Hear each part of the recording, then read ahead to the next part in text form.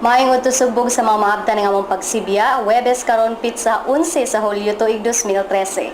Kini si Jason Doval maghatod kaninyo og mga nag-unang balita. Ug kini si Army Garde maghatod kaninyo og mga nag-unang balita sa showbiz. Kini ang Sun.Star Webcast.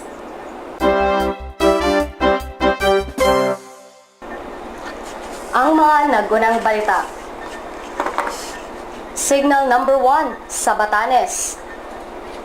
Pal, makalarga balik sa Europe. Davide, wa pasugda sa Palace of Justice. Magnitude 4.3 nga linog migo sa Surigao del Sur. Sa showbiz, Lady Gaga gi-shut down ang Twitter account.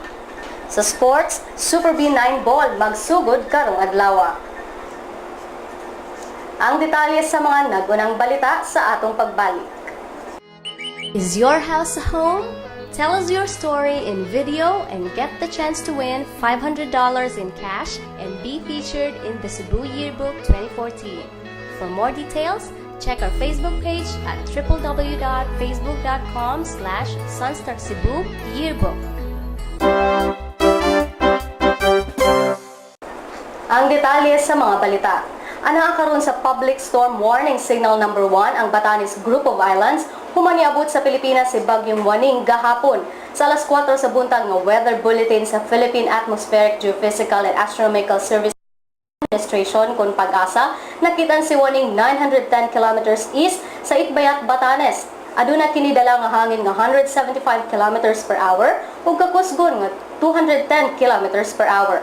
Matud pa sa pag-asa nga ang mga residente sa Batanes makatagamtam og kakusgon sa hangin nga anaa sa 45 to 60 kph sa mosunod nga duha ka adlaw sa lokasyon karon ni Waning magdalaw sab kini og ulan sa North Luzon. Ang dugang balita sa panahon ato niyang madungog sa Sibya ni Oscar Tabada. Sa laing balita, sugod ugma Hulyo 12 makalarga nagbalik ang Philippine Airlines PAL ngadto sa kalangitan sa Europe human nakapasar kini sa international safety standards. Ang delegation of the European Union to the Philippines miingon nga ang PAL mao ang unang Philippine carrier nga tugutan pagbalik sa paglarga ngadto sa Europe. Giasa sa European Union ang air safety ban nga nagsunod ni atong 2010 human nakita nila ang kalambuan sa air safety standards ug regulations sa PAL.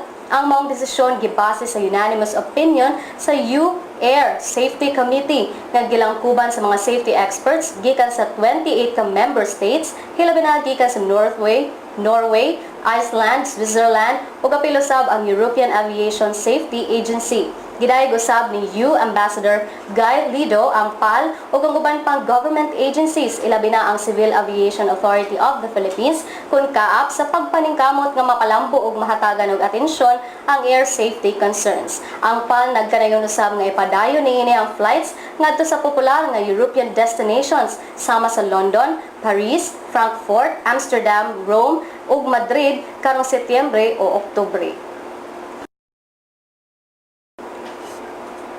Samtang dinhi sa Sugbo, wa pasudla sa gwardya sa Palace of Justice nga nasud sa Capitol compound si Gobernador Hilario David III dihang niduaw kagahapon sa buntag kay wa siya mailhis sa mga gwardya. Tinguha unta sa gobernador nga makikita sa iyang higalang huwes nga si Regional Trial Court kun RTC Judge Bienvenido Saniel apan wa siya pasudla sa mga gwardya. Sa usa ka mga gwardya nga maoy duty ni atong higayuna ni Hulagway nga yano ra kayong niabot si Davide ug wa say kuyog, wa usab siya magpaila nga siya ang gobernador. Si Davide wa ra malain nga wa siya pasudla sa Palace of Justice. Matod niya nga igo lamang nga mituman sa ilang trabaho ang mga gwardya sa pagpatuman ug hugot nga seguridad sa edifisyo. Gipahugtan ang seguridad sa Palace of Justice human pagpangusil sa usa ka American national nga mipatay og 3 ka mga tawo lakip na sa gunman ni atong Enero ning tuiga. Sa laing balita, giigo og 4.3 magnitude nga linog ang probinsya sa Surigao del Sur kaganinang alas 7 sa buntag. Matod pa sa report sa Philippine Institute of Volcanology and Seismology kung PHIVOLCS, ang epicenter sa linog nakita 27 kilometers southeast sa Tandag, Surigao del Sur. Ang maong linog, tectonic ang origin og may gilawmon nga 32 kilometers. Dugang sa PHIVOLCS nga walay report bahin sa danyos ug walay mga nasamdan. Wala usab mga aftershocks. Musunod ang kapalaran gikan sa Sun.Star Super Balita.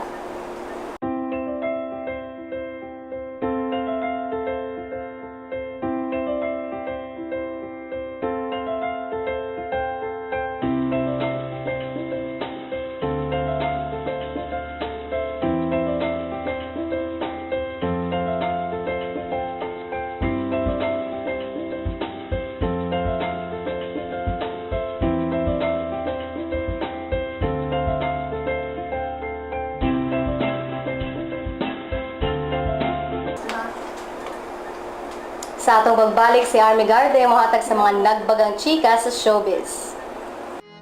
Is your house a home? Tell us your story in video and get the chance to win $500 in cash and be featured in the Cebu Yearbook 2014. For more details, check our Facebook page at www.facebook.com/SunStarCebu Yearbook.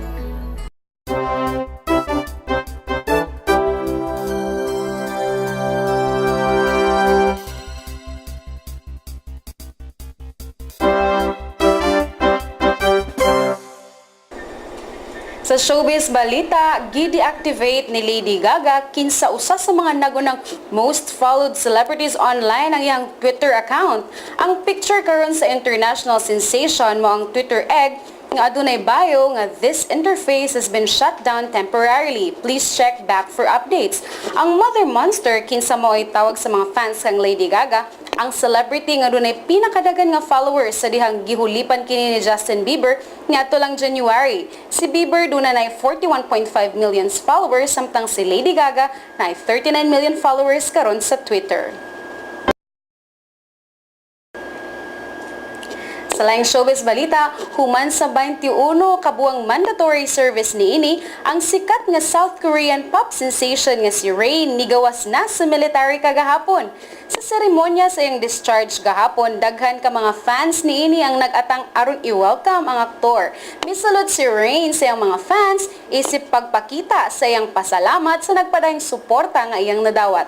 Ang ubang mga fans nagdala og mga signs nga dunay nakasulat nga "We waited for you" o "Rain's coming". Usa ka Japanese fan pod niini ang nituyo gyud pag-adto sa South Korea aron makit-an lang ang idolo. Kahinumduman nga naila si Rain sa Pilipinas human sa hit Korean novela niini nga Full House.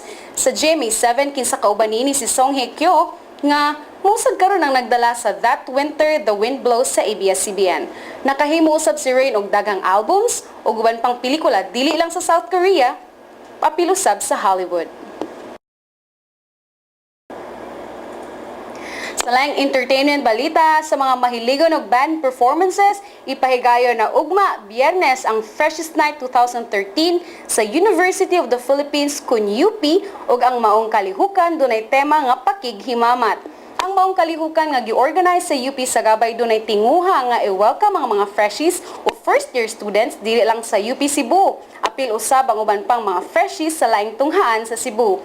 Ang Freshest Night usa lamang sa mga activities sa Freshest Week na nagsugod ni adtong Lunes. Apil sa uban pang kalihukan mao ang Amazing Race, Hadouken Contest, online trivia game ug trivia night. Ang Freshest Night karong Biyernes magsugod alas 6 sa gabi hangtod alas 12 sa kadlawon didto sa AS Lobby sa UP Cebu. Pil sa mga manukar ang perform ang mga homegrown talents sa maong tunghaan. Kini nga event karong tuiga alang usab sa Fellowship for Organizing Endeavors Incorporated kun Forge.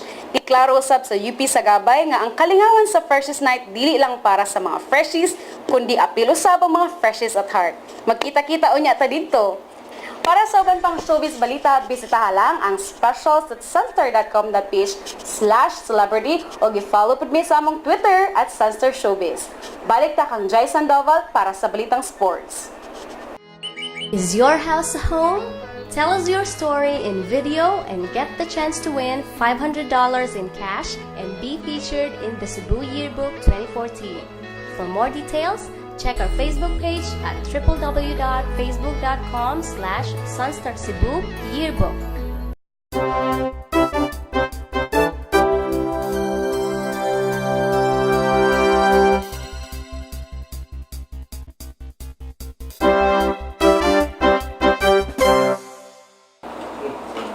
Salamat Salamat, Army. Sa sports balita, sugda na karong alauna sa hapon ang dinumbulay sa tinuig nga Sun.Star Super Balita 9-Ball Challenge sa SM City, Cebu Trade Hall. Kapin sa 100 ka mga bilyarista sa nagkalain-laing suok sa nasud ang gituohang mga pili sa torneo nga gibahin sa nagkalain-laing mga kategorya, ang Class A, Class B, Collegiate, High School ug Elementary. Nagkanayon ang organizer nga si Chris Rodriguez nga may kumpirmar sa iyang partisipasyon si kanhi World 9-Ball runner-up Roberto Superman Gomez o guban pang dekalidad nga magdudua sa Manila. Posible sab nga mosalmot ang kanhi double world champion Ronnie Volcano Alcano kinsa kanhi kampyon sab sa Super Balita 9-Ball. Nagbalor og 300,000 pesos ang kinatibuk ang ganti sa torneo. Sa laing sports balita, mibahad si Colombian challenger Jorly Estrada nga ilugo niya ang korona ni World Boxing Organization kung WBO minimum weight champion Merlito Tiger sa Bilyo pinaagi sa knockout sa ilang panagharong karong Sabado sa Soler Resort, Hotel and Casino sa Manila. Sa Estrada kinsa miabot sa Manila ni adtong Lunes, nagkanayon nga sa iyang tan-aw man-knockout niya sa Sabelio sa 7th round sa ilang away nga mao'y main event sa Pinoy Pride.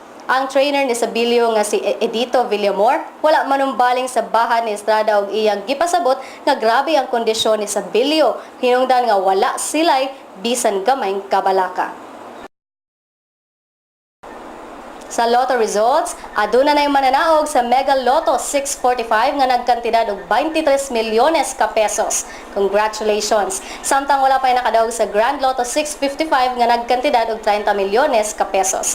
At ang ikarong gabi, bulahon ng Lotto 642 ug Super Lotto 649. Ang balor sa dolyar gikan sa Bangko Sentral ng Pilipinas, $1.43 pesos. Ug alang sa kahimtang sa panahon, atong paminaon si Oscar Tabada gikan sa Pag-asa Mactan. Ang dakbayan ug lalawigan sa Sugbo ingon man ang Lumagiti o Negros Oriental makasinati karong mapangaluro atus panag-umon nga kalangitan lubanan kini mahining atus palagsang kusog nga pangulan o panulog kilat karong adlaw. Mapangaluro atus manag-umon nga kalangitan gikan sa Biyernes ngadto sa Lunes. Ang kinatibuk ang Bohol ingon man tagbilara magsinati ko ni og mapangaluron nga kalangitan lubanan sa kini kusog-kusog nga pangulan hapon ingon man sa gabi. Madag-umon ang kalangitan sa Biyernes o kini usab dunay mga hinay ngadto sa kusog nga ulan o panulog-kilat sa Sabado, Domingo ug Lunes sa gabi.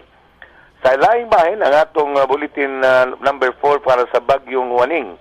Ang Bagyong Waning nasikpatan ganinang alas 4 sa buntag nga kini may mutang sa gilayong 910 kilometro silang bahin sa Itbayat, Batanes.